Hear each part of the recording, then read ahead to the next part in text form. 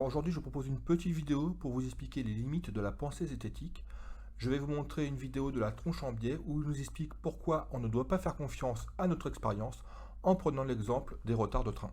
Tous les champignons sont comestibles, certains une fois seulement.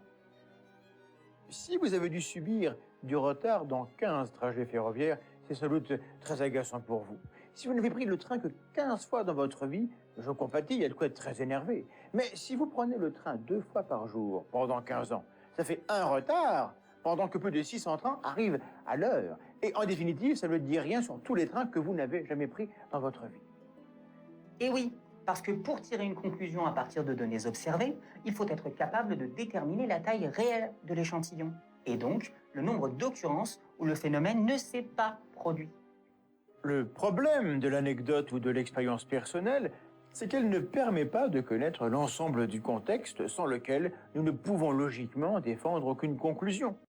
Sauf que sa démonstration ne va pas, car les chances d'avoir 15 fois un train en retard sur 15 voyages dans une vie est proche de 0. Là, je mets le calcul, alors un retard sur 600 trains qui arrivent à l'heure, ça fait 0,00 de chance que ça arrive. Après, je le mets à la puissance 15, et en gros, ça fait 0. Donc, comme c'est impossible, cela veut dire que si à chaque fois que tu prends ton train et qu'il est en retard, il a pratiquement aucune chance que les autres sont à l'heure. Donc ton expérience est suffisante pour en tirer une conclusion. C'est exactement comme si je me faisais agresser 15 fois par un maghrébin. Les chances que les maghrébins soient surreprésentés dans la délinquance est de 100%. En fait, c'est la même chose que sur le grand remplacement, où un gauchiste va t'expliquer que tes yeux ne te permettent pas de voir la réalité, alors que c'est tout le contraire. La tronche en biais, qui est aussi un gauchiste, sème donc la confusion pour empêcher les gens de penser la réalité. En un mot, avec sa démonstration, il nous interdit de faire confiance à notre bon sens.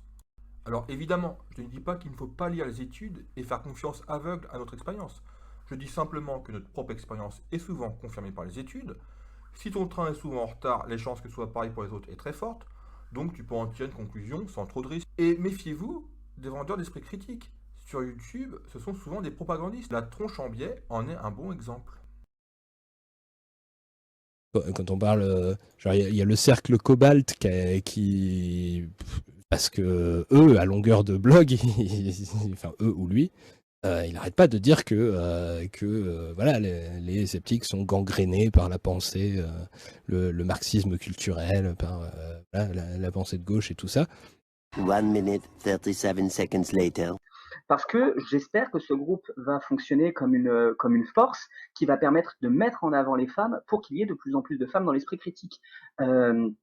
Et ça, c'est un truc qui me fait vraiment plaisir.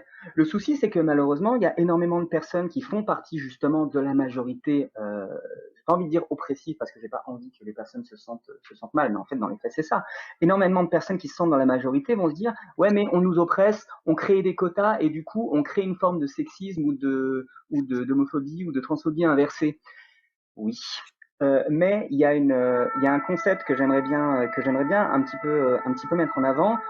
C'est le concept c'est ces concepts de dictature temporaire. Ça a été beaucoup développé dans les différentes théories communisme sur la dictature du prolétariat. Il y a beaucoup de gens qui râlent sur le concept de dictature du prolétariat, mais qui ne rappellent jamais que dans le même paragraphe, Marx et Engels expliquent bien que la dictature du prolétariat, c'est un fonctionnement temporaire, un fonctionnement qui n'est pas amené à durer et qui a juste pour but de rééquilibrer la société. Donc oui, il faut mettre plus les femmes en avant, plus les minorités en avant, pour que justement ça cesse de devenir des exceptions. Oui, je suis absolument d'accord avec ce que tu viens de dire.